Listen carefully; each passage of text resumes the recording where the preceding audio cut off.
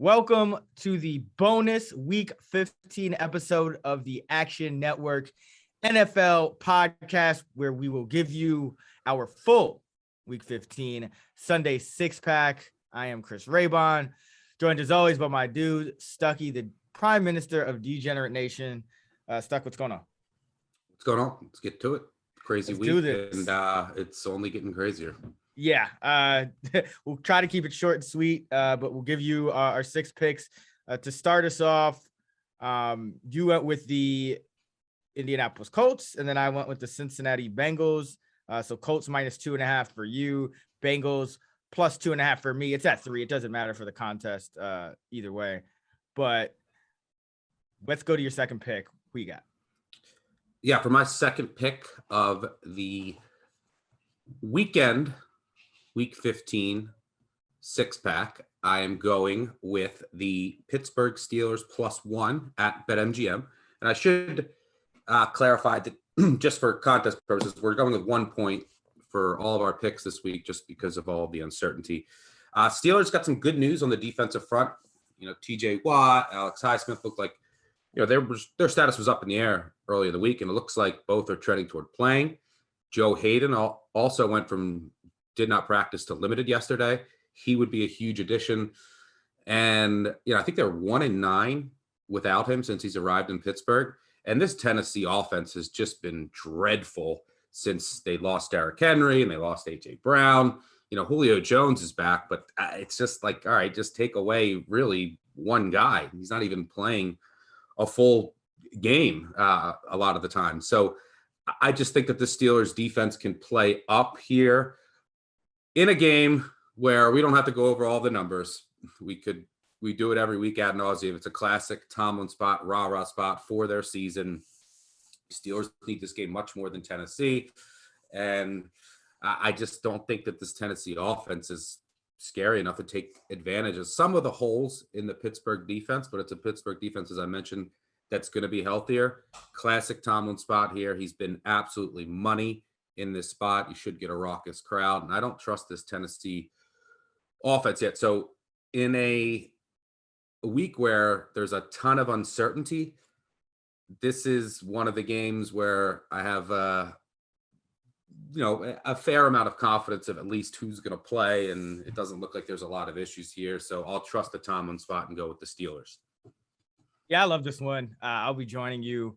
Obviously, we do talk about the numbers, so I'll just throw out one. My favorite one, Mike Tomlin in his career as a dog versus an opponent with an equal or better winning percentage, 38-1 against the spread, 79%, including 3-2 this season. So I like this as well. This would have been one of my picks if you hadn't taken it with the second pick of the draft. So for my second pick and the fourth overall of the week 15 six pack, I am going with, and oh man, this is going to be risky, but we're going with the Houston Texans plus 4.5 against the now Urban Meyerless Jacksonville Jaguars. Listen, I know the line moved from 3 to 4.5, 5 at some books with Meyer getting fired, and I don't think he was worth that much to the spread, but I don't think he was worth nothing to the spread. So I do think the line should have moved in the Jags' favor, but I like the Texans even at +3 before all this news broke. It's probably riskier now because the Jags will play a little bit more inspired here, with Meyer out of the picture and try to show everyone that, he was really the problem, but this is still the Jaguars. They still have problems. I still don't think they should be laying anything, even a field goal against anyone, even the Texans, especially since the Texans stumped them in week 1. And I think Davis Mills right now is actually playing better than obviously than Trevor Lawrence is playing, but better than Tyrod Taylor even was playing earlier in the year. Last couple of games, at least, Davis Mills averaging 321 passing yards. He has 3 touchdowns, 1 pick, and he's completing 71% of his passes. So he's starting to turn the corner a little bit. You're not going to need much here to keep it close with the Jaguars. They're averaging 9.1 points per game over their last 7. Now, their interim coach is going to be Darrell Bevell. So, I mean, he was in charge of the offense the whole time. So let's let's not get ahead of ourselves and think that like there's going to be some massive changes on essentially what's a short week for them, with Meyer kind of getting canned in, midweek.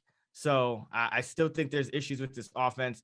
They're identical in DVOA, are these two teams. And Houston and Houston's dealing with some injuries, which really, if there was any reason for this line to move, it's probably more, their injuries. The linebacker Grugier Hill looks like he's going to miss. So that is a big loss. But Houston comes into the game with the only competent units in this game, on paper at least. They are 13th in defensive DVOA, and they are 19th in special teams. The Jaguars are 26th or worse in all three facets. So I just don't think the Jags should be laying this many points, even though I do think the Meyer firing will galvanize the team a little bit. But now you're bringing into the possibility of Houston losing by a field goal and you cover, or Houston losing by 4 and you cover. Those are two key numbers. So you're expecting the Jags now to win probably by a touchdown in order for them to cover the spread. I think the odds are still in Houston's favor to cover, but it's going to be interesting. Yeah, I'm staying far away from this game, and so I wish you luck. I guess if you are going to bet this game, I guess you want to just take the points in the toilet bowl. Right. Yeah. And yeah, I mean, you make a good point about Darrell Bevel having, already control over the offense. So is there going to be an element of surprise? Maybe not. And I had a piece out you can check it out on actionnetwork.com and the Action Network app, about how teams have performed the game after they fire a coach midseason. They've actually exceeded expectations. Yeah. I think some of that is the element of surprise, which might not be here, as you alluded to. Some of that is locker room morale, which could be here in the case of Urban Meyer. We saw it with the Raiders earlier this year. They were dogs at Denver and won by 10 the first game after Gruden. And then, after, the results aren't great after that first game. So we'll see if the Jags can play up for one game with that revenge against the Texans. But yeah, this game is ugly. But Trevor Lawrence, he hasn't looked great as of late. So you have that working in your favor as well. And by the way, I do want to remind everyone, for my Colts pick and your Bengals pick, if you want to hear those breakdowns, check out the previous episode in the podcast where we go through all of the games and then our top picks weekend. We also cover our favorite totals, teasers, and moneyline dogs.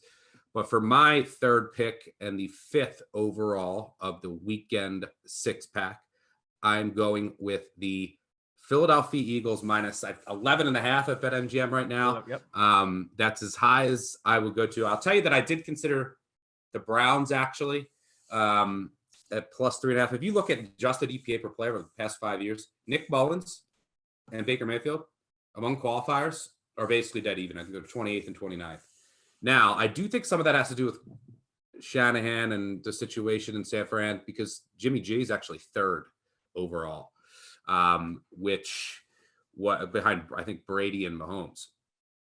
But I don't think it's like that big of a drop off between, Mayfield banged up to then Keenum to then Mullins, but just all these cluster injuries, they're hard to, and who knows what else is going to pop up. And so it's really hard to project what exactly is going to happen.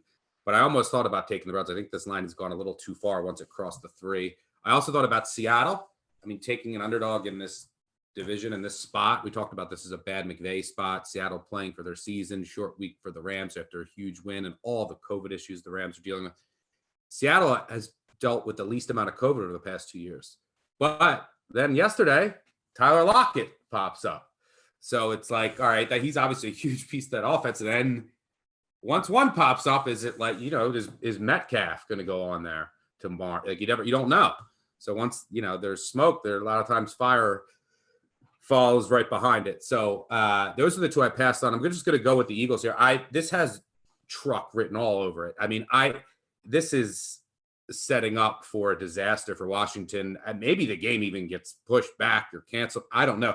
Washington, doesn't have their top corner. They have they don't have an intact unit. Like they have 2 starting linebackers that are in as of now, but all their backups and another one are probably not going to go, missing their top corner. Almost their entire 2 deep on the defensive line is out. But then on the offensive side, it's just a disaster. I mean, it's like Samuel and Sims, doesn't McLaurin has concussion. Logan Thomas is out for the year. Even in the backfield, like McKissick, you don't have McKissick. And then the offensive line, you have no centers left. I think they're going to start this kid Toth for his first NFL game, undrafted kid out of Kentucky. And, they were using Brandon Sheriff as an emergency center and him practicing snaps, he said, for the first time ever in his life. And he said, I pray to God you don't see me at center. They have issues at right tackle, center, and then quarterback. Heineke goes on the COVID list this morning. Kyle Allen was already on there. So you're talking about Shermer making his first NFL start, or Garrett Gilbert, who they signed a half hour ago. He said some people say he might start. He did have some experience in 2017 with Carolina, which is like the same staff. So I guess he has some familiarity with the system, but he has no chemistry. Talk about a quarterback with a center playing for the first time, a quarterback he just signed off the street from the Patriots practice squad, Eagles off of a bye. This is just an absolute disaster waiting to happen for Washington. I wouldn't, it's not going to be as bad as Kendall Hinton when he had a start for the Broncos last year, but this could get ugly. The new center and new quarterback against that interior Eagles defensive line, it could get messy. And then Washington doesn't have any defensive line. The Eagles should control the line of scrimmage the entire game. And in a game they need off of a bye, this has a truck written all over it. So similar to my teaser, we're going with all Pennsylvania teams. Those will be my final two picks of my 3 of the weekend 6-pack. We're going all Pennsylvania. Yeah, I mean, it's tough when you see a line start at 4 and then it's up to 11 and a half, 12. It's like psychologically, it's like you don't want to dive in. But I agree. I mean, how is Washington going to stay competitive here? I mean, it's basically like it's almost like half their practice squad is going to be playing. Yeah, this is a true preseason game. It's like one of those games where the Eagles want to play their starters like in the third preseason game, and then Washington's like, we're not playing anyone. Like that's essentially what this game is. So and then whatever quarterback you have playing, just like it's Friday, and then you find out Heineke's goes on the list. Like now you're trying to get a game plan in place with a new center, by the way. Like your 4th string center, trying to get a new game in place. And then you have injuries at wide receiver, COVID issues at receiver, tight end. I mean, you got to get a game plan in place in like a day. It's a nightmare. And then the defensive line, and then you're a corner, and it's a mess. I mean, even the snaps on like punts could get ugly. I just like the most valuable player on this. You got like Daron Payne, Brandon Sheriff, and like Tress Way. Tress Way might punt 15 times in this game. You got to hope he pins the Eagles at the 1 every time. This is messy. All right, for my 3rd pick and the 6th overall of the 6-pack, I'm going head to head with you, Stuck, for the 2nd straight week. Going with the New England Patriots plus 2.5 at the Colts. And for me, this comes down to a couple things. Number one, the Patriots, like the Colts, are one of the teams that has not really been struck by COVID issues. So we kind of know what we're getting here. It's on Saturday. So hopefully we don't get any surprises between now and when this releases and when they play. But Belichick is 30, 14 and 2, 68% in his career as an underdog. And yeah, some people will say a lot of that was with Brady. That's fair. But, and I've been thinking this for a couple of weeks now, watching these Patriots team. I'm just like, take Cam Newton off this team. Because like they did it with Matt Castle. They're doing it with Mac Jones. Cam Newton's, unfortunately now pretty bad. So I'm not obviously putting the full weight into that, but he's 3-1 as a dog this season. 20-12 in his career, 63% on long rest. India is 9th in DVOA, so they're playing well. They're underrated. They're better than their record. Not denying that at all. But New England's 2nd, and maybe they don't deserve to be 2nd. Something like they obviously get it's schedule adjusted, so they get a lot of credit for beating the Titans and blowing them out. But the Titans really didn't have their squad that they had for much of the year. But you look at the DVOA metric in itself, and the Patriots are double the Colts. Like the Patriots are plus 27, the Colts are plus 13. So, there's some wiggle room here. I still think this game should be closer to a pick 'em.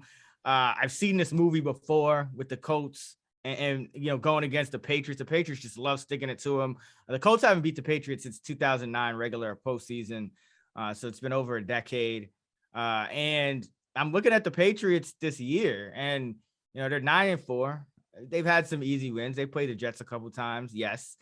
They played the Titans without a lot of guys, but they played the Bucks and lost by 2 earlier in the year when they were still kind of getting together. This Patriots team always improves down the stretch.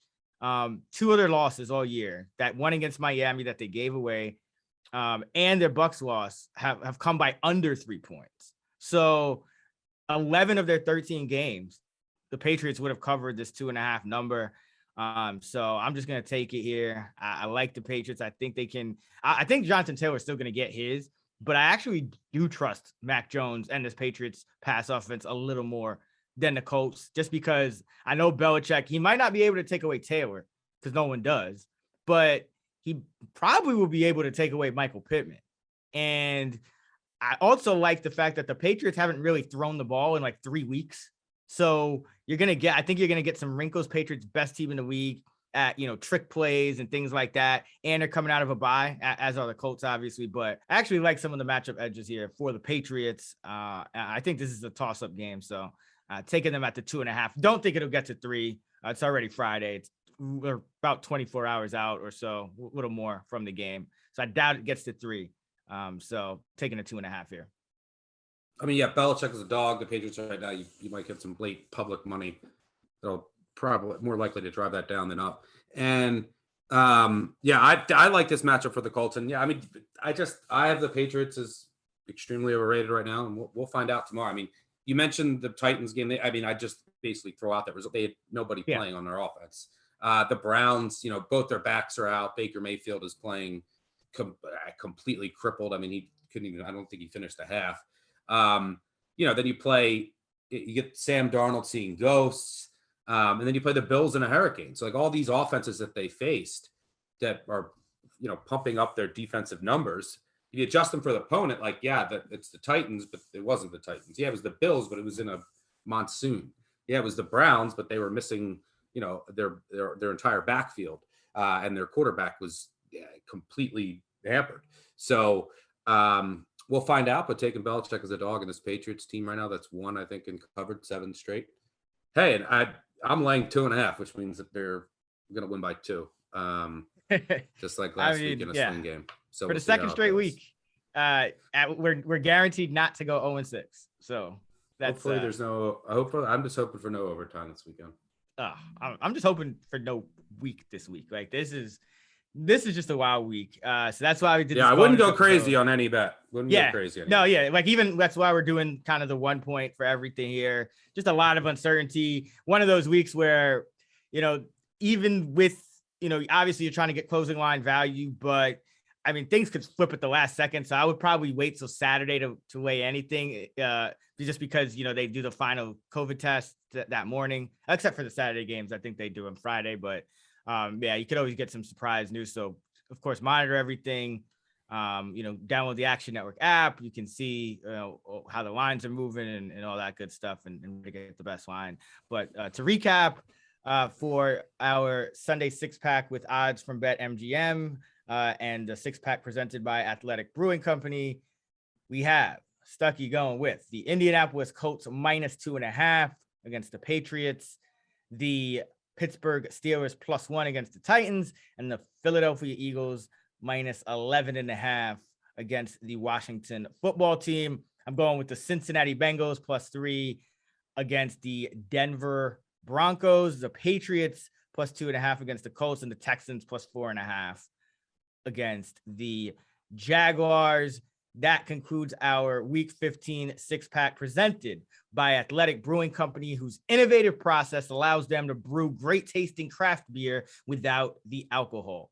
From IPAs to stouts to golden ales and more, they offer a full selection of craft brews starting at only 50 calories. With 2 custom breweries in Connecticut and California, they've created a lineup of styles loaded with accolades, including the 2020 World Beer Award gold medal for their flagship IPA, Run Wild. With full flavor, low calories, and no chance of a hangover. Athletic's brews let you enjoy the refreshing taste of beer anytime and anywhere. Place an order today at athleticbrewing.com and get free shipping when you order 2 or more 6-packs, and enjoy 10% off your order with promo code ACTION10. That's ACTION10. And that's going to do it. Follow Stuck at Stuckey2 on Twitter. Follow me at Chris Raybon. Follow us at those same handles in the free award-winning Action Network app.